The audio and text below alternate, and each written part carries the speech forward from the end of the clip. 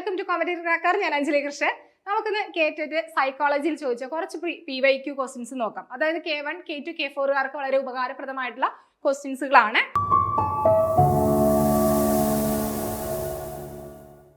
അപ്പൊ നോക്കിക്കോളാം. First question ഇതാണ്. ഗിൽഫോർഡിന്റെ ബുദ്ധി സിദ്ധാന്ത മാതൃക, അതായത് SOI സ്ട്രക്ചർ ഓഫ് ഇന്റലിജൻസിൽ ഓർമ്മ ഉൾപ്പെടുന്നത്, അതായത് മെമ്മറി ഉൾപ്പെടുന്നത് ഏതിൽ എന്നാണ് ചോദിക്കുന്നത്. അപ്പൊ നമുക്കറിയാം ഇന്റലിജൻസ് എന്ന് പറയുന്നത് നമുക്ക് ഏറ്റവും ഇമ്പോർട്ടന്റ് ആയിട്ടുള്ള ഒരു ടോപ്പിക്കാണ്, അല്ലെങ്കിൽ ഒരു സബ്ജക്റ്റ് ആണ് നമുക്ക് സൈക്കോളജിയിലെ ഇന്റലിജൻസ് എന്ന് പറയുന്ന ഒരു പോർഷൻ. ഇതിൽ നിന്ന് നമുക്ക് 1-2 മാർക്കിന്റെ ക്വസ്റ്റ്യൻസ്, 1 അല്ലെങ്കിൽ 2 മാർക്കിന്റെ ക്വസ്റ്റ്യൻസ് ഇവിടെ പ്രതീക്ഷിക്കാം. മിക്കവാറും ചോദിക്കുക ഗിൽഫോർഡിന്റെ ആ ഒരു സ്ട്രക്ചർ ഓഫ് ഇന്റലിജൻസ് എന്ന് പറയുന്ന ആ ഒരു ക്വസ്റ്റ്യൻസ്, ആ ഒരു ഏരിയയിൽ നിന്നുള്ള ക്വസ്റ്റ്യൻസ് ആയിരിക്കും. അപ്പൊ ഇത് പല രീതിയിൽ ചോദിക്കാം. അതിൽ കഴിഞ്ഞ തവണ ചോദിച്ചൊരു ക്വസ്റ്റ്യൻ ആണ്. അപ്പോൾ ഇവിടെ കൊടുത്തിരിക്കുന്നത് എന്താണ്? ഗിൽഫോർഡിന്റെ ബുദ്ധി സിദ്ധാന്ത മാതൃക SOIയിൽ ഓർമ്മ ഉൾപ്പെടുന്നത് ഏത്? നമുക്ക് മെയിൻ ആയിട്ട് 3 ഘടകങ്ങളാണ് സ്ട്രക്ചർ ഓഫ് ഇന്റലിജൻസിൽ. 3 ഘടകങ്ങളാണ് വരുന്നത് അല്ലെ? 3 ഘടകങ്ങൾ. അതില് ഫസ്റ്റ് വരുന്നതാണ് എന്താ? കണ്ടന്റ് അല്ലെ? കണ്ടന്റ്. ദെൻ നെക്സ്റ്റ് വരുന്നതാണ് എന്താ? പ്രൊഡക്റ്റ്. ദെൻ നെക്സ്റ്റ് വരുന്നതാണ് മാനസിക പ്രവർത്തനം അല്ലെ? മാനസിക പ്രവർത്തനം എന്ന് നമ്മൾ മലയാളത്തിൽ പറയും. അതായത് ഓപ്പറേഷൻ അല്ലെ? ഓപ്പറേഷൻ. അപ്പൊ ഇതിൽ ഏതായിരിക്കാം? ഈ മെമ്മറി വരുന്നത് ഏതിലായിരിക്കാം? പ്രവർത്തനം അല്ലെ? മാനസിക പ്രവർത്തനം ഓപ്പറേഷൻസിൽ വരുന്നതാണ്. ഇനി ഇതിൽ വരുന്ന ഓപ്പറേഷൻസിൽ ഓരോന്നിലും വരുന്നുണ്ട് കേട്ടോ. അതായത് ഇപ്പൊ കണ്ടന്റിലായാലും, അതുകൂടാതെ ഉൽപ്പന്നത്തിൽ, പ്രൊഡക്റ്റിലായാലും, ഓപ്പറേഷൻസിലായാലും ഓരോ ഘടകങ്ങൾ വരുന്നത്, അതിൻ്റെ അകത്ത് ഓരോ ഘടകങ്ങൾ വരുന്നുണ്ട്. അതെല്ലാം കറക്റ്റ് ആയിട്ട് വരണം. അപ്പൊ ഓർമ്മ വരുന്നത് ഏതിലാണ്? ഈ പ്രവർത്തനം അല്ലെ? അതായത് ഓപ്പറേഷൻ എന്ന് പറയുന്ന ആ ഒരു സെക്ഷനിലാണ് ഈ വരുന്നത്. അപ്പൊ ഇവിടെ ഓർമ്മ മാത്രമല്ല വരുന്നത്, വേറെ ഏതൊക്കെയാണ്? കൺവേർജന്റ് തിങ്കിങ് അല്ലെ? കൺവേർജന്റ് തിങ്കിങ്, അതുകൂടാതെ ഡൈവേർജന്റ് തിങ്കിങ്, അതുകൂടാതെ കൊഗ്നിഷൻ. ഇതൊക്കെ ഏതിലാ വരുന്നത്? ഇതിലൊക്കെ ഓപ്പറേഷൻസിലാണ് വരുന്നത് അല്ലെ? ഓർമ്മ, അതായത് മെമ്മറി, അതുകൂടാതെ cognition, convergent thinking, divergent thinking, ഇതൊക്കെ ഏതിലാണ് വരുന്നത്? ഓപ്പറേഷൻ, അതായത് പ്രവർത്തനം, മാനസിക പ്രവർത്തനത്തിലാണ് വരുന്നത്. അപ്പോൾ ഇത് കറക്റ്റ് ആയിട്ട് പഠിക്കണം. ഇത് ഇവിടെ പഠിക്കേണ്ടത് എന്താ? മെയിൻ ആയിട്ട് പഠിക്കേണ്ടത് ഈ ടൈപ്പ് ഓഫ് ക്വസ്റ്റ്യൻസ് ആയിരിക്കാൻ ചോദിക്കാം. അതായത് ഇവിടെ ഉള്ളടക്കത്തിൽ ഉൾപ്പെടാതെ, താഴെ തന്നിരിക്കുന്നതിൽ ഗിൽഫോർഡിന്റെ സ്ട്രക്ചർ ഓഫ് ഇന്റലിജൻസിൽ ഉള്ളടക്കത്തിൽ ഉൾപ്പെടാത്തത് ഏത് എന്ന് ചോദിക്കാം. അങ്ങനെ ചോദിച്ചിട്ടുണ്ട്. അല്ലെങ്കിൽ പ്രവർത്തനത്തിൽ ഉൾപ്പെടാത്തത് ഏത്, അല്ലെങ്കിൽ ഉൽപ്പന്നത്തിൽ ഉൾപ്പെടാത്തത് ഏത് എന്നൊക്കെ ചോദിക്കാം. അങ്ങനെയായിരിക്കാം മിക്കവാറും ചോദിക്കുന്നത്. അപ്പൊ ആ ഒരു ടൈപ്പ് ഓഫ് ക്വസ്റ്റ്യൻസ് തന്നെയാണ് നമുക്ക് ഇവിടെ കൊടുത്തിരിക്കുന്നത്. ഇനി നെക്സ്റ്റ് രണ്ടാമത്തെ ക്വസ്റ്റ്യൻ നോക്കിക്കേ. താഴെ പറയുന്നവയിൽ ഏതാണ് പഠന വൈകല്യത്തിന്റെ ഒരു സാധാരണ ലക്ഷണമല്ലാത്തത് ഏത് എന്നാണ് ചോദിക്കുന്നത്. ഒരു സാധാരണ ലക്ഷണമല്ലാത്തത് ഏത് എന്നാണ് ചോദിക്കുന്നത്. ഇത് ഏത് ഏരിയയിൽ നിന്ന് ചോദിച്ച ക്വസ്റ്റ്യൻ ആണ്? ഇത് ലേണിംഗ് ഡിസബിലിറ്റി എന്ന് പറയുന്ന ഏരിയയിൽ നിന്ന് ചോദിക്കുന്ന ക്വസ്റ്റ്യൻ ആണ്. ലേണിംഗ് ഡിസബിലിറ്റി എന്ന് പറയുന്ന ഏരിയയിൽ നിന്ന് ചോദിക്കുന്ന ക്വസ്റ്റ്യൻ ആണ്. ഇവിടെ നിന്ന് 1 മാർക്കിന്റെ ക്വസ്റ്റ്യൻസ് ഷുവർ ആയിട്ട് ചോദിക്കുന്ന ഒരു ഏരിയ ആണ് ലേണിംഗ് ഡിസബിലിറ്റി എന്ന് പറയുന്നത്. അപ്പൊ ഇവിടെ കഴിഞ്ഞ തവണ നമുക്ക് കൊടുത്ത ഒരു ക്വസ്റ്റ്യൻ എന്ന് പറഞ്ഞാൽ match the following model of type of questions ആയിരുന്നു. ഇതിൽ നിന്ന് ഒത്തിരി ആപ്ലിക്കേഷൻ ലെവൽ ഓഫ് ക്വസ്റ്റ്യൻസ് ചോദിക്കുന്നതാണ്. അപ്പൊ അതുകൊണ്ട് ഈ ഏരിയ കറക്റ്റ് ആയിട്ട് അവിടെ പഠിക്കണം. അപ്പൊ ഇവിടെ ക്വസ്റ്റ്യൻസ് നോക്കിക്കേ. ഒരു സാധാരണ ലക്ഷണമല്ലാത്തത് എന്ന് പറയുമ്പോൾ വായിക്കുന്നതിനും എഴുതുന്നതിനുള്ള ബുദ്ധിമുട്ട്, അത് നമുക്ക് വരുന്നതാണ് അല്ലെ? ലേണിംഗ് ഡിസബിലിറ്റീസ് വരുന്നതാണ്. ഗണിതാശയങ്ങൾ മനസ്സിലാക്കാനുള്ള ബുദ്ധിമുട്ട്, അതുകൂടാതെ നടക്കുവാൻ കഴിയാത്തതിന്റെ ബുദ്ധിമുട്ട്, നിർദ്ദേശങ്ങൾ പാലിക്കുന്നതിനുള്ള ബുദ്ധിമുട്ട്. ഏതായിരിക്കും ഇവിടെ ആൻസർ ആയിട്ട് വരിക? ഓപ്ഷൻ സി ആണ് അല്ലെ? നടക്കുവാൻ കഴിയാത്തതിന്റെ ബുദ്ധിമുട്ടാണ് ഇവിടെ ആൻസർ ആയിട്ട് വരുന്നത്. അപ്പോൾ നമ്മൾ മെയിൻ ആയിട്ട് ലേണിംഗ് ഡിസബിലിറ്റി പഠിക്കും അല്ലെ? അതായത് ഡിസ്ലെക്സിയ പഠിക്കും, അതുകൂടാതെ ഡിസ്പ്രാക്സിയ,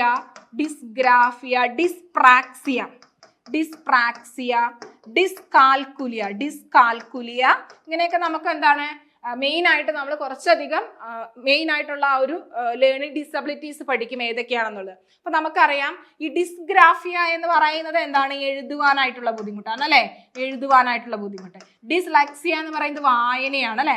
ഇനി ഡിസ്പ്രാക്സിയ എന്ന് പറയുന്നത് പേശീപരമായിട്ടുള്ള വൈകല്യമാണ്. ഡിസ്കാൽക്കുലിയ എന്ന് പറയുന്നത് ഗണിത വൈകല്യമാണ് അല്ലെ? ഗണിത വൈകല്യം.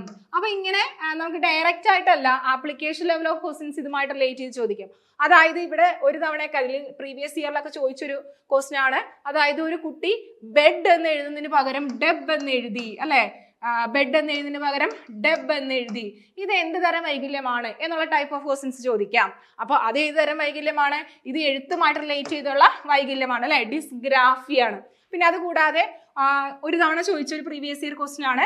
അതായത് ഒരു കുട്ടിയോട് 96 നിന്ന് 69 കുറയ്ക്കാൻ പറഞ്ഞപ്പോ ആ കുട്ടി 69 നിന്ന് 96 കുറച്ചു അല്ലെ, മൈനസ് ചെയ്തു. ഇത് ഏത് തരം വൈകല്യമാണ് എന്ന് ചോദിക്കാം. ഇതേതാണ്? ഇത് ഗണിത വൈകല്യമാണ് അല്ലെ, ഗണിത വൈകല്യം. ഡിസ്കാൽക്കുലിയാണ് അല്ലെ, ഡിസ്കാൽക്കുലിയാണ്. അപ്പൊ ഇവിടെ കാൽക്കുലിയുമായിട്ട് റിലേറ്റ് ചെയ്തൊക്കെ ക്വസ്റ്റ്യൻസുകൾ ചോദിച്ചു കണ്ടേക്കുന്നതാണ്. പിന്നെ അതുകൂടാതെ ഈ ഡിസ്കാൽക്കുലിയുടെ ആ ഒരു ഡിസബിലിറ്റി എന്ന് പറയുമ്പോൾ ഈ 9 മാർക്കൊക്കെ തിരിഞ്ഞു പോകും.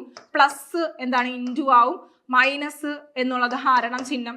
ഇങ്ങനെയൊക്കെ ആയിട്ട് കുട്ടി എന്ത് ചെയ്യും? കാൽക്കുലേറ്റ് ചെയ്യും. പിന്നെ അതുകൂടാതെ ക്ലോക്കിലെ സമയം തിരിച്ചറിയാൻ പറ്റാതെ വരിക. ഇതൊക്കെ ഏതാണ്? നമുക്ക് വെയിറ്റ് ആൻഡ് മെഷേഴ്സ് കാൽക്കുലേറ്റ് ചെയ്യാൻ പറ്റാതെ വരിക. ഇതൊക്കെ ഏതാണ്? അതായത് ഗണിത വൈകല്യം അല്ലെ, അതായത് ഡിസ്കാൽക്കുലിയുടെ പ്രത്യേകതയാണ്. അപ്പൊ ഇതൊക്കെ കറക്റ്റ് വളരെ ഡീപ്പായിട്ട് പഠിച്ചാലാണ് നമുക്ക് ആ ഒരു ടൈപ്പ് ഓഫ് ക്വസ്റ്റ്യൻസ് ആൻസർ ചെയ്യാൻ പറ്റുള്ളൂ. ഇങ്ങനെ ഡയറക്റ്റ് ആയിട്ടുള്ള ക്വസ്റ്റ്യൻസ് അല്ല എപ്പോഴും വരിക, മിക്കവാറും തന്നെ ആപ്ലിക്കേഷൻ ലെവൽ ഓഫ് ക്വസ്റ്റ്യൻസ് ആയിരിക്കും വരുന്നത്. കഴിഞ്ഞ തവണ ചോദിച്ചൊരു ക്വസ്റ്റ്യൻ ആണ്, താഴെ തന്നിരിക്കുന്ന പഠന വൈകല്യത്തില് തന്നിരിക്കുന്ന ആ ഒരു ഓപ്ഷൻസിൽ പഠന വൈകല്യത്തിൽ പെടാത്തത് അല്ലെങ്കിൽ ചേരാത്തത് ഏത് എന്നുള്ള ക്വസ്റ്റ്യൻസ് ആയിരിക്കും. അപ്പോൾ ഇവിടെ ഡിസ്ലെക്സിയ എന്നുള്ളത് എന്താണെന്ന് എഴുതിയിട്ടുണ്ടാവും, ഡിസ്ഗ്രാഫിയ എന്നുള്ളത് എന്താണെന്ന് എഴുതിയിട്ടുണ്ടാവും. അപ്പൊ അത് എന്താണ്? ഏതെങ്കിലും ഒരു ഓപ്ഷൻസ് എന്താണ്? നമുക്ക് തെറ്റായിട്ടുള്ള ഓപ്ഷൻസ് ആയിരിക്കും. പെടാത്തത് ഏത് എന്ന് തിരിച്ചറിയണം, യോജിക്കാത്തത് ഏത് എന്ന് തിരിച്ചറിയണം. അങ്ങനെയും ക്വസ്റ്റ്യൻസ് ചോദിച്ചു കണ്ടേക്കുന്നതാണ്. പിന്നെ അതുകൂടാതെ പഠന വൈകല്യത്തിന്റെ ലക്ഷണങ്ങളിൽ പെടാത്തത് ഏത്, പെടുന്നത് ഏത്, അല്ലെങ്കിൽ പഠന വൈകല്യമായിട്ട് കണക്കാക്കാത്തത് ഏത് എന്നുള്ള ക്വസ്റ്റ്യൻസ് ഒക്കെ രീതിയിലുള്ള ക്വസ്റ്റ്യൻസ് ഒക്കെ ചോദിക്കാം. ഇനി നെക്സ്റ്റ് നോക്കിക്കൂടാ, ഒരു അധ്യാപക പൂവിന്റെ ഘടനയെ കുറിച്ച് കുട്ടികളെ പഠിപ്പിക്കുവാനായി ആദ്യം പൂവിനെ മുഴുവനും കാണിച്ച ശേഷം അതിന്റെ ഓരോ ഭാഗങ്ങൾ വിവരിച്ചു നൽകി. ഈ ആശയം താഴെ പറയുന്നവയിൽ ഏത് പഠനരീതിയുമായി ബന്ധപ്പെട്ടിരിക്കുന്നു എന്നാണ് ചോദിക്കുന്നത്. ഗസ്റ്റാൾട്ട് പഠനം, പൗരാണിക അനുബന്ധന പഠനം, പ്രവർത്തനാനുബന്ധനം, നിരീക്ഷണ പഠനം.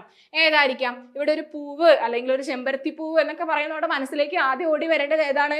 ഗസ്റ്റാൾട്ട് സൈക്കോളജിയാണ് അല്ലെ, സമഗ്രതാവാദം അല്ലെ, സമഗ്രതാവാദം. ഇത് നമ്മൾ സ്ഥിരം പറയുന്നതാണ്. അതായത് സ്കൂൾ ഓഫ് സൈക്കോളജി എന്ന് പറയുന്ന ഒരു ചിന്താ രീതി ഉണ്ട്, സ്കൂൾ ഓഫ് സൈക്കോളജി അല്ലെ, സ്കൂൾ ഓഫ് സൈക്കോളജിയിൽ നമ്മൾ മെയിൻ ആയിട്ട് മനഃശാസ്ത്ര ചിന്താധാരയിലെ സൈക്കോളജി നമ്മൾ ആദ്യമേ പഠിക്കും. ഇപ്പൊ കുറെ കാലങ്ങളൊക്കെ ആയിട്ട് പഠിക്കാതെ അല്ലെങ്കിൽ സൈക്കോളജിക്ക് ടച്ച് വിട്ടു പോയിരിക്കുന്നവരൊക്കെ ആണെങ്കിൽ ആദ്യം നമ്മൾ സൈക്കോളജി എന്താണ്, നമ്മൾ പിന്നീട് ഈ സൈക്കോളജിയിൽ എന്താണ് പഠിക്കേണ്ടത് എന്നുള്ള ഒരു ഓർഡർ കിട്ടാൻ വേണ്ടി ഈ സ്കൂൾ ഓഫ് സൈക്കോളജിയിൽ, അതായത് മനഃശാസ്ത്ര ചിന്താധാരകൾ പഠിക്കാം.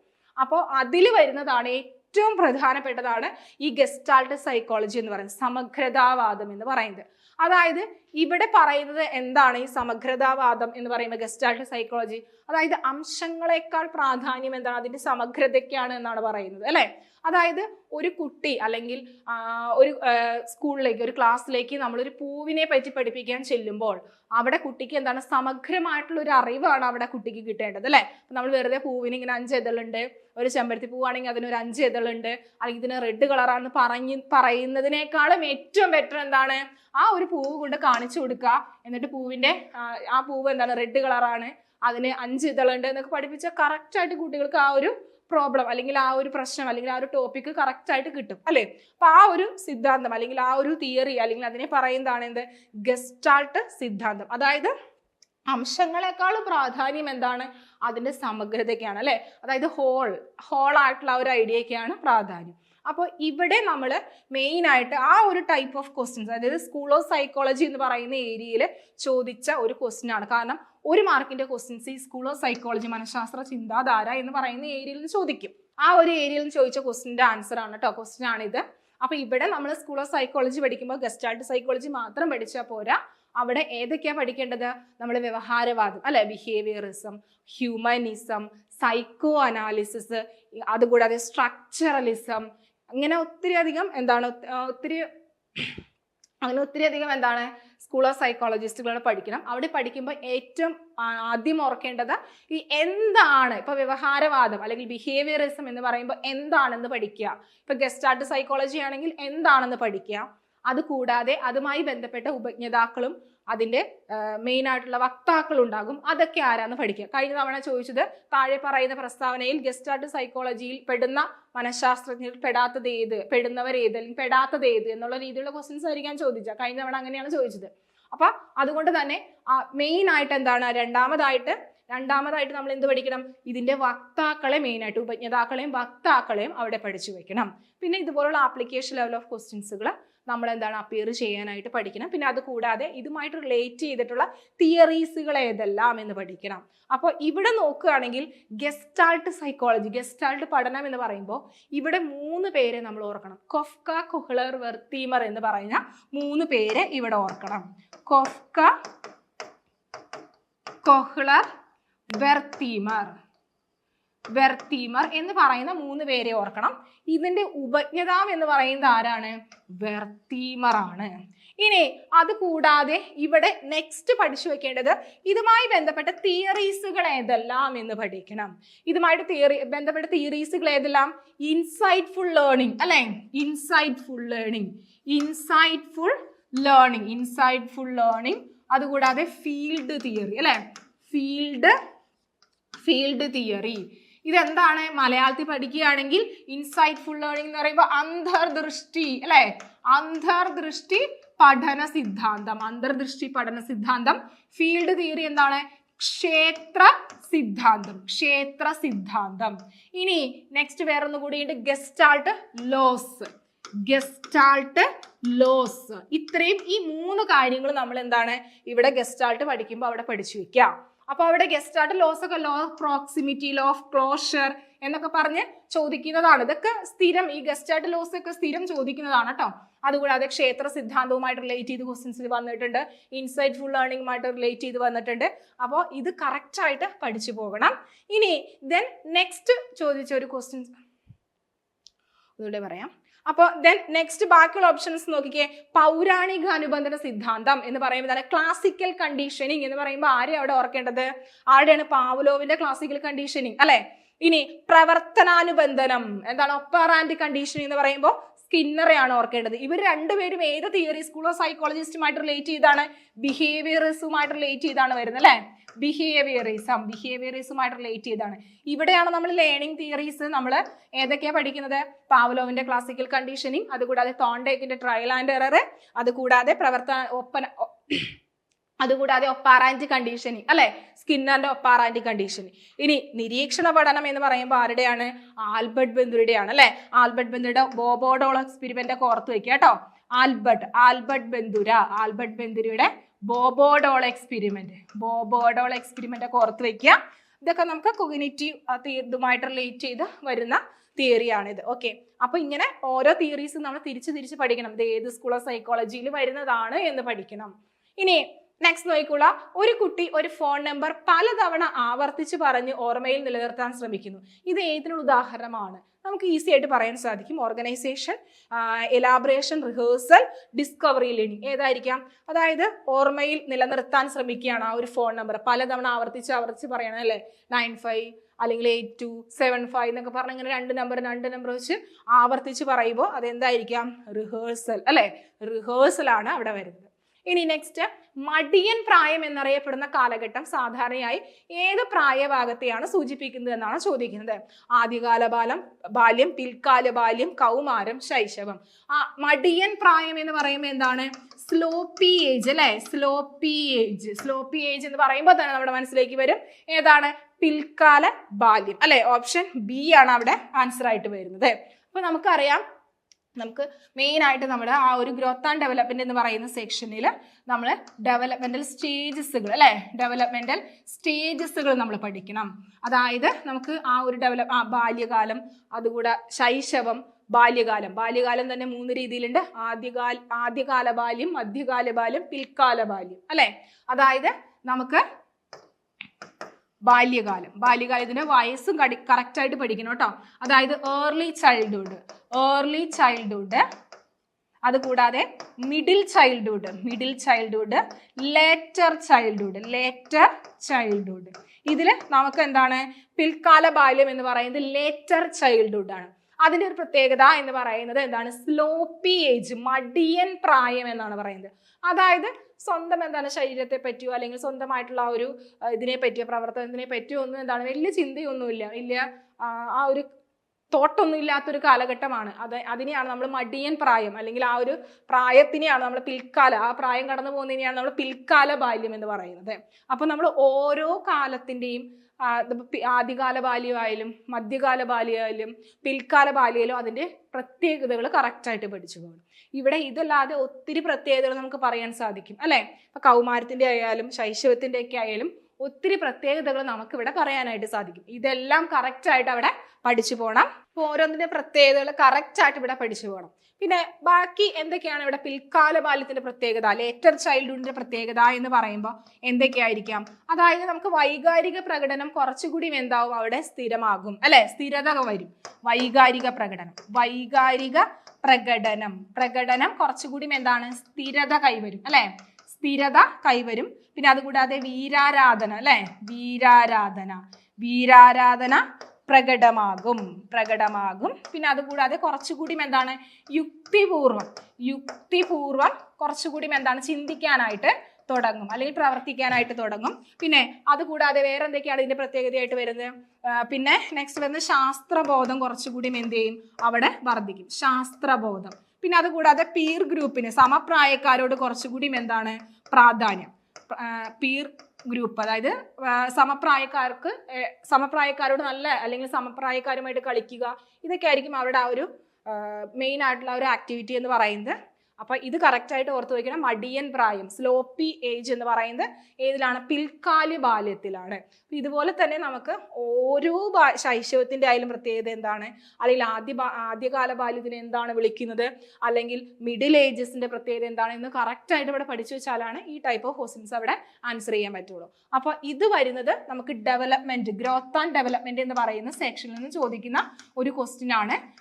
അതായത് നമുക്ക് ഗ്രോത്ത് ആൻഡ് ഡെവലപ്മെന്റ് എന്ന് പറയുന്ന സെക്ഷനിൽ ഒത്തിരി അധികം 4 അല്ലെങ്കിൽ 5 മാർക്കിന്റെ ക്വസ്റ്റ്യൻസ് ഒക്കെ ചോദിച്ചു കണ്ടേക്കുന്നതാണ്. അപ്പോൾ നമുക്ക് അവിടെ ചോദിക്കുന്ന ഏരിയ നമുക്ക് തിരിച്ചു പറയാൻ പറ്റും. അതായത് ഇപ്പോൾ എന്താണ് ഗ്രോത്ത്, എന്താണ് ഡെവലപ്മെന്റ്, അതിന്റെ മെയിൻ ആയിട്ടുള്ള പ്രിൻസിപ്പിൾസ് അത് ആദ്യം പഠിക്കാം. അതിൽ നിന്ന് 1 മാർക്കിന്റെ ക്വസ്റ്റ്യൻസ് ചോദിക്കാം. പിന്നെ അത് കൂടാതെ നമുക്ക് ഡെവലപ്മെന്റൽ സ്റ്റേജസ്, അതിൽ നിന്ന് ചോദിച്ച ഒരു ക്വസ്റ്റ്യൻ ആണ് ഡെവലപ്മെന്റൽ സ്റ്റേജസ്, അതിൽ നിന്നൊരു ക്വസ്റ്റ്യൻസ് ചോദിക്കും. പിന്നെ അതുകൂടാതെ ഡെവലപ്മെന്റൽ തിയറീസുകളുണ്ട്, അതിൽ നിന്ന് 2 or 3 മാർക്കിന്റെ ക്വസ്റ്റ്യൻസ് അവിടെ ചോദിക്കും. അപ്പൊ തിയറീസ് പഠിക്കുമ്പോൾ പിയാഷയുടെ തിയറി, കോൾബർഗിന്റെ തിയറി, അങ്ങനെ നമുക്ക് അവിടെ ഒത്തിരി അധികം റിക്സിന്റെ തിയറി, ഇതൊക്കെ നമുക്ക് അവിടെ പഠിക്കാൻ. ഇതിലൊക്കെ ആപ്ലിക്കേഷൻ ലെവൽ ക്വസ്റ്റ്യൻസ് ആയിരിക്കും ചോദിക്കുക. പിന്നെ അതുകൂടാതെ ഹെറിഡിറ്ററി ആൻഡ് എൻവിറോൺമെന്റ് എന്ന് പറയുന്ന വേറൊരു ഇതിനകത്ത് തന്നെ വരുന്ന ഒരു സെക്ഷൻ. അപ്പൊ ഇത്രയും നമ്മളവിടെ പഠിക്കുകയാണെങ്കിൽ അത്യാവശ്യം നമുക്ക് 4-5 മാർക്കൊക്കെ സ്കോർ ചെയ്യാൻ പറ്റാവുന്ന ഏരിയ ആണ് ഈ ഗ്രോത്ത് ആൻഡ് ഡെവലപ്മെന്റ് എന്ന് പറയുന്ന ഏരിയ. നന്നായിട്ട് പഠിക്കുകയാണെങ്കിൽ നമുക്ക് നല്ല മാർക്ക് ഇവിടെ ഈ ഏരിയയിൽ നിന്ന് സ്കോർ ചെയ്യാൻ പറ്റും. ഇനി നെക്സ്റ്റ് നോക്കിക്കോളുക, നമുക്ക് ശരിയായിട്ടുള്ള ഒരു ഫോക്കസ് ഉണ്ടെങ്കിൽ നമുക്ക് കേറ്ററ്റ് വിജയം ഉറപ്പാണ് അല്ലേ. നമുക്കറിയാം കേറ്ററ്റ് നമുക്ക് ഏകദേശം ഒരു ഫെബ്രുവരി ഒക്കെ ആകുമ്പോഴത്തേനും നമുക്ക് സർവീസിലിരിക്കുന്നവരുടെ ആ ഒരു കേറ്ററ്റ് അല്ലെങ്കിൽ ആ ഒരു എക്സാം ഉണ്ടാകും. നമുക്ക് ഉടനെ തന്നെ നമുക്ക് അടുത്ത കേറ്ററ്റ്, അതായത് കോമൺ ആയിട്ടുള്ള കേറ്ററ്റിന്റെ ആ ഒരു നോട്ടിഫിക്കേഷൻ ഒക്കെ വരും, നമ്മൾ പ്രതീക്ഷിക്കുന്നുണ്ട്. അപ്പോൾ നമുക്ക് പഠിച്ചു തുടങ്ങുന്ന സമയമായി. നമുക്ക് ഇങ്ങനെ നോട്ടിഫിക്കേഷൻ വന്നിട്ട് പഠിക്കാമെന്ന് വിചാരിച്ചിട്ടുണ്ടെങ്കിൽ നമുക്ക് അങ്ങനെ കറക്റ്റായിട്ട് ആ ഒരു ഫ്ലോയിൽ പഠിച്ചു പോകാനായിട്ട് പറ്റില്ല. നമുക്ക് അപ്പോഴത്തേനും ഒരു ടെൻഷനൊക്കെ ആവും, നോട്ടിഫിക്കേഷൻ വന്നിട്ട് 2 മാസമേ ഉള്ളൂ, അപ്പോൾ എപ്പോൾ ഇനി പഠിച്ചു തീർക്കാനാ എന്നുള്ള ഒരു തോട്ടൊക്കെ നമ്മുടെ മനസ്സിലേക്ക് വരും. അപ്പോൾ ഇപ്പോഴേ തൊട്ടേ പഠിക്കുക. അപ്പോൾ അതിനായിട്ട് കോമ്പറ്റേറ്റീവ് ക്രാക്കറിൽ ഒരു കോഴ്സ്, പുതിയതായിട്ടൊരു കോഴ്സ് ലോങ് ബാച്ച് സ്റ്റാർട്ട് ചെയ്തിട്ടുണ്ട്, കേറ്ററ്റ് 1, 2, 3, 4 ബാച്ചുകൾക്കായിട്ട്. അപ്പോൾ ഇവിടെ നമുക്ക് എന്താണ്, സൈക്കോളജി എങ്ങനെ പഠിക്കണം, അതായത് നമുക്കറിയാം സൈക്കോളജി കുറച്ച് ട്രിക്കൊക്കെ ഉപയോഗിച്ച് പഠിക്കുകയാണെങ്കിൽ നമുക്ക് ഈസി ആയിട്ട് നമുക്ക് ആ ഒരു 30 മാർക്ക് K1-ൻ്റെയും K2-ൻ്റെയും K4-ൻ്റെയും 30 മാർക്ക് സ്കോർ ചെയ്യാനായിട്ട് പറ്റും. അതായത് നമുക്ക് കുറച്ച് പ്രീവൈക്ക് നോക്കുക, പ്രീവിയസ് ഇയർ ക്വസ്റ്റ്യൻസുകളൊക്കെ നോക്കിയാൽ നമുക്ക് ഏകദേശം മനസ്സിലാവും ഏത് ഏരിയയിൽ നിന്നാണ് ഓരോ ഏരിയ ഇത്ര മാർക്ക് തിരിച്ച് നമുക്ക് ചോദിക്കുമെന്ന് ഉറപ്പായിട്ട് പറയാനായിട്ട് സാധിക്കും. പിന്നെ അതുകൂടാതെ അതിൽ നിന്ന് കുറച്ചധികം ട്രിക്സുകൾ ഉപയോഗിക്കുകയാണെങ്കിൽ അത് എങ്ങനെ പഠിക്കാം. ഇപ്പോൾ ഗ്രോത്ത് ആൻഡ് ഡെവലപ്മെന്റ് ആണെങ്കിൽ ഇപ്പോൾ ആ ഒരു ദിവസം കൊണ്ട് അല്ലെങ്കിൽ ആ ഒരു ദിവസത്തിലൊരു 4 മണിക്കൂർ കൊണ്ട് നമുക്ക് എങ്ങനെ ആ ഒരു ഗ്രോത്ത് ആൻഡ് ഡെവലപ്മെന്റ് എന്നുള്ളത് കംപ്ലീറ്റ് പഠിച്ചു തീർക്കാം എന്ന് നമുക്ക് അവിടെ ഒരു ട്രിക്ക് വെറുതെ വായിച്ചു പഠിച്ചാൽ നമുക്ക് ഒത്തിരി സമയം പിടിക്കും അല്ലേ. നമുക്ക് മനസ്സിലാക്കി വരുമ്പോൾ ഒത്തിരി സമയം പിടിക്കും. പക്ഷെ ഇവിടെ നമ്മൾ എന്താണ്, ഒരു 4 മണിക്കൂർ എന്ന് പറയുന്നത് ഗ്രോത്ത് ആൻഡ് ഡെവലപ്മെന്റ് അത്യാവശ്യം നല്ല മാർക്കിന്റെ ക്വസ്റ്റ്യൻസ് ചോദിക്കുന്നത്. അപ്പോൾ ആ ഒരു 4 മണിക്കൂർ നമ്മൾ കുറച്ച് ട്രിക്സുകളും കുറച്ച് കോഡുകളും ഒക്കെ ഉപയോഗിച്ച് കുറച്ച് എക്സാമ്പിൾസുകളൊക്കെ ഉപയോഗിച്ച് പഠിക്കുകയാണെങ്കിൽ നമുക്ക് ഈസി ആയിട്ട് അതിൻ്റെ തിയറീസുകളൊക്കെ നമുക്ക് പഠിക്കാനായിട്ട് പറ്റും. അപ്പോൾ അത് എങ്ങനെയാണ് നമ്മൾ ആ ഒരു സിലബസ് കറക്റ്റ് ടൈം ഷെഡ്യൂൾ ചെയ്ത് പഠിച്ച് അല്ലെങ്കിൽ ആ ഒരു മാർക്ക് ഡിസ്ട്രിബ്യൂഷൻ ചെയ്ത് നമ്മൾ പഠിക്കേണ്ടതെന്ന് അറിയാനായിട്ട് ഈ വരുന്ന ഡിസംബർ 10 ഒരു വെബിനാറുമായിട്ട് സൈക്കോളജിയുടെ കേട്ടിട്ട് സൈക്കോളജിയുടെ വെബിനാറുമായിട്ട് ഞാൻ വരുന്നുണ്ട്. അപ്പോൾ എല്ലാവരും വെയിറ്റ് ചെയ്യുക. അപ്പോൾ കൂടുതൽ വിവരങ്ങൾക്ക് താഴെ ഇതിൻ്റെ ഒരു രജിസ്ട്രേഷൻ ലിങ്ക് ഇട്ടുണ്ടാവും. എല്ലാവരും ഒന്ന് രജിസ്റ്റർ ചെയ്യുക കേട്ടോ. ഓക്കെ, അപ്പോൾ ഇവിടെ നമ്മൾ എന്താണ് ലോങ് ബാച്ച് സ്റ്റാർട്ട് ചെയ്യുന്ന കാര്യമാണ് നമ്മൾ പറഞ്ഞ് നമ്മൾ എന്താണ് വെബിനാറിലേക്ക് എത്തുന്നത് അല്ലേ.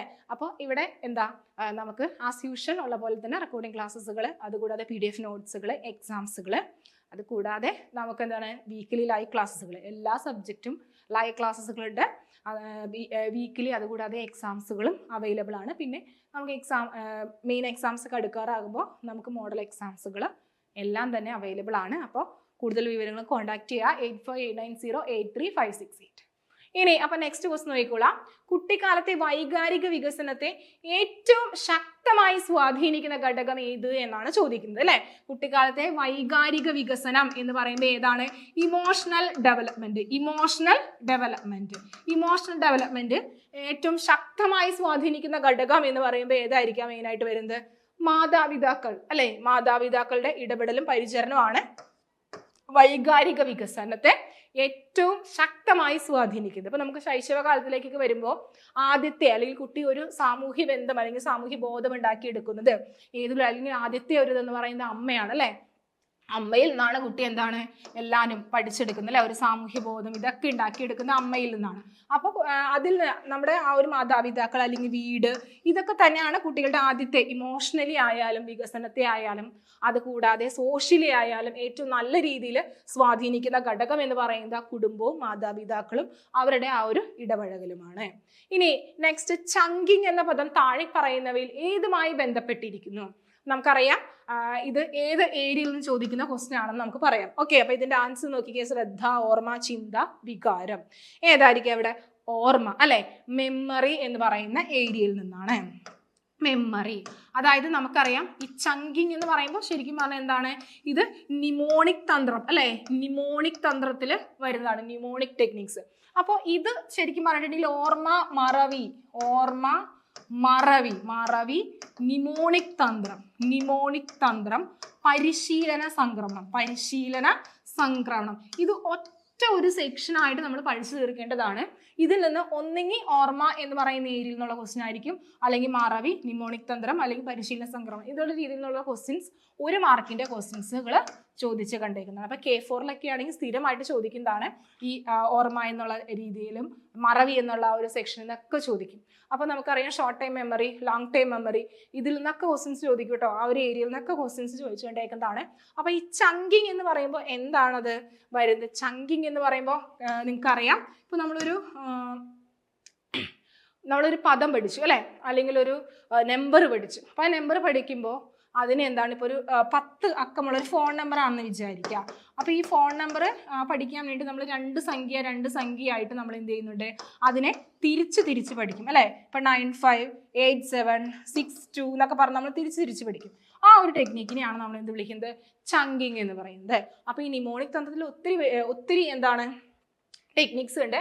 അതിലൊന്നാണ് ചങ്കിങ് എന്ന് പറയുന്നത്. പിന്നെ അതുകൂടാതെ അക്രോണിങ്സ്, അക്രോസ്റ്റിക്, അതുകൂടാതെ സൂചക പദരീതി, പെഗ് വേർഡ് രീതി, ഇതൊക്കെ ഇതിൽ വരുന്നതാണ് ഈ നിമോണിക് തന്ത്രം എന്ന് പറയുന്ന ഒരു ഇതിൽ വരുന്നതാണ്. അപ്പൊ ഇത് കറക്റ്റ് ആയിട്ട് ഓർത്ത് വയ്ക്കുക. ചങ്കിങ് എന്ന പദം താഴെ പറയുന്നവയിൽ ഓർമ്മയുമായിട്ട് റിലേറ്റ് ചെയ്ത് വരുന്നതാണ്. ഇനി നെക്സ്റ്റ്, ഭിന്നശേഷിക്കാരുടെ അവകാശ സംരക്ഷണ നിയമം നിലവിൽ വന്നത് എപ്പോൾ എന്നാണ് ചോദിക്കുന്നത്. ഏതായിരിക്കാം? 16th April 2016, 19th April 2017, 19th April 2015, 16th April 2015. ഏതായിരിക്കും ഇവിടെ വരുന്നത്? അതായത് നിലവിൽ വന്നത് എന്നാണ് പറഞ്ഞിരിക്കുന്നത്. സംരക്ഷണ നിയമം നിലവിൽ വന്നത് എപ്പോഴെന്നാണ് ചോദിക്കുന്നത്. അതായത് 19th April 2017 ആണത് നിലവിൽ വന്നത് കേട്ടോ. അതായത് നമുക്ക് PWD ആക്ട് അല്ലെ, PWD ആക്ട് നമ്മൾ പഠിക്കുന്നുണ്ട്. അതിൽ RPWD ആക്ടിന്റെ പകരം എന്താണ്? RPWD ആക്ട് അല്ലെ. അത് 2016 ആണെങ്കിലും നിലവിൽ വന്നത് ഏത് വർഷമാണ്? 2017. അപ്പൊ ഈ ഏരിയയിൽ നിന്ന് 1 മാർക്കിന്റെ ക്വസ്റ്റ്യൻസ് ഷുവർ ആയിട്ട് ചോദിക്കുന്നതാണ്. അതായത് ഈ പേഴ്സൺ വിത്ത് ഡിസബിലിറ്റി ആക്ട് സ്ഥിരം ചോദിക്കുന്നതാണ്. അപ്പൊ നമുക്കറിയാം ഉൾച്ചേർന്ന വിദ്യാഭ്യാസം, ഇൻക്ലൂസീവ് എഡ്യൂക്കേഷൻ എന്നുള്ള ആ ഒരു ഏരിയ അല്ലെ, ഇൻക്ലൂസീവ് എഡ്യൂക്കേഷൻ എന്നുള്ള ആ ഏരിയാസിൽ നിന്നൊക്കെ 1 മാർക്കിന്റെ ക്വസ്റ്റ്യൻസ് അവിടെ സ്ഥിരം ചോദിക്കും. ആക്ടുകൾ, കാര്യങ്ങള്, ഭിന്നശേഷിക്കാര് അല്ലെങ്കിൽ അവരുടെ അവകാശവുമായിട്ട് റിലേറ്റ് ചെയ്തിട്ടുള്ള ഇത് ഏത് എന്നുള്ള രീതിയിലുള്ള ക്വസ്റ്റ്യൻസുകളൊക്കെ അവിടെ സ്ഥിരം ചോദിക്കുന്നത്. പിന്നെ അതുകൂടാതെ എക്സെപ്ഷണൽ ചിൽഡ്രൻസുമായിട്ട് റിലേറ്റ് ചെയ്തിട്ടുള്ള ക്വസ്റ്റ്യൻസുകളൊക്കെ അവിടെ സ്ഥിരം ചോദിക്കുന്ന ഏരിയ ആണ്. അപ്പൊ അതുകൊണ്ട് ഇത് കറക്റ്റ് ആയിട്ട് ആ ഒരു ഏരിയ പഠിച്ചു പോകണം. പിന്നെ അതുകൂടാതെ ഏതെല്ലാം വൈകല്യങ്ങൾ ഉള്ളവരെയാണ് ഏതിൽ വരുന്നത്, ഈ RPWD ആക്ടിൽ വരുന്നത്, അല്ലെങ്കിൽ PWD ആക്ടിൽ ആദ്യം പെടുത്തിയിരുന്നത്, പിന്നീട് RPWD ആക്ടിൽ ഏതെല്ലാം വൈകല്യങ്ങളുള്ളവരെയാണ് പെടുത്തിയിരിക്കുന്നത് എന്നും ആ രീതിയും പഠിക്കണം. അതിൽ നിന്നും ക്വസ്റ്റ്യൻസ് അവിടെ ചോദിക്കാം. നെക്സ്റ്റ് നോക്കിക്കോളാം. പ്രത്യേക പരിഗണന അർഹിക്കുന്ന കുട്ടികൾ CWSN എന്ന വിഭാഗത്തിൽ വൈകല്യവുമായി കണക്കിലെടുക്കാത്തത് ഏത് എന്നാണ് ചോദിക്കുന്നത്. ഏതാണ്? കാഴ്ച വൈകല്യം, കേൾവി വൈകല്യം, വൈകാരിക അസ്വസ്ഥത, ഉയർന്ന അക്കാദമിക നേട്ടം. അതായത് CWSN എന്ന് പറയുമ്പോൾ നമുക്കറിയാം പ്രത്യേക പരിഗണന അർഹിക്കുന്ന കുട്ടികൾ അല്ലെ. അത് ഏത്, അതിനകത്ത് കണക്കാക്കാത്ത ഏതാണ്? വൈകാരിക അസ്വസ്ഥതയുള്ള കുട്ടികളെയാണ് നമ്മൾ എന്താണ് ഈ വൈകല്യമായിട്ട് കണക്കാക്കാത്തത്. അപ്പൊ നമുക്ക് ഈ CWSNൽ കുറച്ചധികം എന്താണ് വൈകല്യങ്ങൾ ലിസ്റ്റ് ചെയ്യപ്പെട്ടിട്ടുണ്ട് അല്ലെ. അതായത് ലോക്കോമോട്ടോർ ഡിസബിലിറ്റീസ്, അതുകൂടാതെ ഫിസിക്കൽ ഡിസബിലിറ്റീസ്, അങ്ങനെ കുറച്ചധികം ഡിസബിലിറ്റീസ് അവിടെ ലിസ്റ്റ് ചെയ്യപ്പെട്ടിട്ടുണ്ട്. ഇവിടെ എക്സെപ്ഷണൽ ചിൽഡ്രൻ എന്ന് പറയുന്ന ഒരു വിഭാഗത്തിൽ നമ്മൾ പെടുത്തുമ്പോൾ അപ്പൊ പലർക്കും ഒരു കൺഫ്യൂഷൻ തോന്നുന്നു. ഉയർന്ന അക്കാദമിക നേട്ടം എന്ന് പറയുമ്പോൾ നമുക്കിവിടെ അച്ചീവ്ഡ് ആയിട്ടുള്ള അല്ലെങ്കിൽ ഗിഫ്റ്റഡ് ആയിട്ടുള്ള സ്റ്റുഡൻസ് എന്ന് പറയുമ്പോൾ അതും എന്താണ് ഒരു എക്സെപ്ഷൻ ചിൽഡ്രൻ ആയിട്ടാണ് കണക്കാക്കുന്നത്. അപ്പൊ അതും കറക്റ്റ് ആയിട്ട് ഓർത്തു വെക്കുക. അപ്പൊ ഇവിടെ വൈകാരിക അസ്വസ്ഥതയുള്ള കുട്ടികളെയാണ് നമുക്ക് എന്താണ് ഇതില് ഉൾപ്പെടുത്താത്തത്, കണക്കിലെടുക്കാത്തത്, വൈകല്യമായിട്ട് കണക്കിലെടുക്കാത്തത്. അപ്പൊ കുറച്ചധികം ലിസ്റ്റുകൾ ഇവിടെ എന്താണ് ലിസ്റ്റ് ചെയ്യപ്പെടുന്നത്. ഇപ്പൊ കാഴ്ച വൈകല്യമുള്ളവര്, കേൾവി വൈകല്യമുള്ളവര്, അതുകൂടാതെ ലേണിംഗ് ഡിസബിലിറ്റീസ് ഉള്ളത്, ADHD, ഇങ്ങനെ കുറച്ചധികം ലിസ്റ്റുകൾ നമുക്ക് അവിടെ പഠിച്ചു പോകാനുണ്ട്. അപ്പോൾ ഇങ്ങനെ ലോക്കോമോട്ടർ ഡിസബിലിറ്റീസ് ഉള്ളവരൊക്കെ നമുക്കിവിടെ ലിസ്റ്റ് ചെയ്യപ്പെടുന്നുണ്ട്. അപ്പോൾ അത് ഏതൊക്കെയാണ് കറക്റ്റ് ആയിട്ട് തിരിച്ച് പഠിക്കണം. ആ ലിസ്റ്റിൽ പെടുന്നത് ഏത് എന്ന് അവിടെ പഠിക്കണം. പിന്നെ അതുകൂടാതെ എക്സെപ്ഷൻ ചിൽഡ്രൻ, അത് ഏതൊക്കെയാണ് എക്സെപ്ഷൻ ചിൽഡ്രനിൽ വരുന്നത്? അതായത് അണ്ടർ അച്ചീവേഴ്സ്, ഗിഫ്റ്റഡ് സ്റ്റുഡൻസ് അല്ലെ. ഇതൊക്കെ അതിൽ വരുന്നതാണ്. നമുക്ക് ഈ എക്സെപ്ഷൻ ചിൽഡ്രൻസ് എന്ന് പറയുന്ന ആ ഒരു ലിസ്റ്റിൽ വരുന്നതാണ്. അതൊക്കെ നമുക്ക് കറക്റ്റായിട്ട് പഠിച്ചു പോകേണ്ട ഏരിയ ആണ് കേട്ടോ. ഇതിൽ നിന്ന് ക്വസ്റ്റ്യൻസ് ചോദിക്കും. പിന്നെ അതുകൂടാതെ നമുക്ക് ബുദ്ധി എന്നുള്ള രീതിയിൽ IQ അല്ലെ, ബുദ്ധി എന്ന് പറയുന്ന ആ ഒരു ക്വസ്റ്റ്യനില് IQ എന്ന് പറയുന്ന ആ ഒരു സെക്ഷൻ ഉണ്ട് അല്ലെ. IQ കണക്കാക്കുന്നത് എങ്ങനെ എന്നുള്ള ആ ഒരു ക്വസ്റ്റ്യൻസ് ഒക്കെ നമുക്ക് ഇതൊക്കെ ആയിട്ട് റിലേറ്റ് ചെയ്ത് ചോദിക്കുന്നതാണ്. പിന്നെ അതുകൂടാതെ ഇപ്പോൾ എക്സെപ്ഷൻ ചിൽഡ്രൻസിന്റെ ആ ഒരു IQ ലെവൽ എത്ര എന്നൊക്കെ ചോദിക്കാം. അങ്ങനെയുള്ള അതുമായിട്ട് കണക്ട് ചെയ്തൊക്കെ ക്വസ്റ്റ്യൻസ് ചോദിക്കാം. പിന്നെ മോറോൺസ്, അതിൻ്റെ ആ ഒരു IQ എത്ര, അല്ലെങ്കിൽ അണ്ടർ അച്ചീവേഴ്സ് അവരുടെ IQ എത്ര, അല്ലെങ്കിൽ ഗിഫ്റ്റഡ് ആയിട്ടുള്ള സ്റ്റുഡൻസ് അതിൻ്റെ IQ എത്ര എന്നൊക്കെ ചോദിക്കുന്നതാണ് കേട്ടോ. അപ്പൊ അതുകൊണ്ട് അത് കറക്റ്റ് ആയിട്ട് പഠിക്കണം ആ ഏരിയ. നെക്സ്റ്റ്, പഠനത്തെ ഒരു സാമൂഹ്യ പ്രവർത്തനമായി പ്രോത്സാഹിപ്പിക്കുന്ന ഒരു ക്ലാസ് മുറിയിൽ അധ്യാപകൻ ഇവ ചെയ്യണം. ഏതൊക്കെയായിരിക്കാം? ഗ്രൂപ്പ് ചർച്ചകളും ടീം വർക്കുകളും പ്രോത്സാഹിപ്പിക്കുക, ഒരു വ്യക്തിഗത പരീക്ഷണങ്ങളിൽ മാത്രം ഊന്നൽ നൽകുക, സഹപാഠികളുടെ ഇടപെടൽ നിരുത്സാഹപ്പെടുത്തുക, ചോദ്യങ്ങൾ ചോദിക്കാതെ പ്രഭാഷണം മാത്രം നടത്തുക. ഏതായിരിക്കാം? പഠനത്തെ സാമൂഹ്യ പ്രവർത്തനമായിട്ടാണ് കണക്കാക്കുന്നത് അല്ലെ. അപ്പോൾ ഇവിടെ നമുക്ക് ഏതായിരിക്കാം? ഇവിടെ ഗ്രൂപ്പ് ചർച്ചകളും ടീം വർക്കുകളും പ്രോത്സാഹിപ്പിക്കുക. അപ്പൊ സമൂഹം അല്ലെ, ഒരു സോഷ്യൽ കൺസ്ട്രക്റ്റിവിസം ആണ് നമ്മൾ ഇവിടെ നടക്കുന്നത്, ക്ലാസ് റൂമിൽ നടക്കുന്നത് അല്ലെ. Social constructivism. അങ്ങനെ വെറുതെ സോഷ്യൽ കൺസ്ട്രക്റ്റിവിസം ആണോ? സോഷ്യോ കൊഗ്നിറ്റീവ് കൺസ്ട്രക്റ്റിവിസം അല്ലെ. സോഷ്യോ കൊഗ്നിറ്റീവ് കൺസ്ട്രക്റ്റിവിസം ആണ് നടക്കുന്നത് അല്ലെ. ഇവിടെ നമ്മൾ പഠിക്കുമ്പോൾ കുറച്ചൊന്ന് ബ്രൂണന്റെ തിയറീസ് ഒക്കെ ഒന്ന് ഓർത്ത് പോകുക കേട്ടോ. ബ്രൂണന്റെ തിയറീസുകളും കറക്റ്റ് ആയിട്ട് കാര്യങ്ങളൊക്കെ അവിടെ ഒന്ന് പഠിച്ചു പോകുക. നെക്സ്റ്റ് നോക്കിക്കോളാം. നെക്സ്റ്റ് ക്വസ്റ്റ്യൻ എന്താണ്? പഠനത്തെ ഒരു സാമൂഹ്യ പ്രവർത്തനമായി പ്രോത്സാഹിപ്പിക്കുന്ന ഒരു ക്ലാസ് മുറിയിൽ അധ്യാപകൻ ഇവ ചെയ്യണം.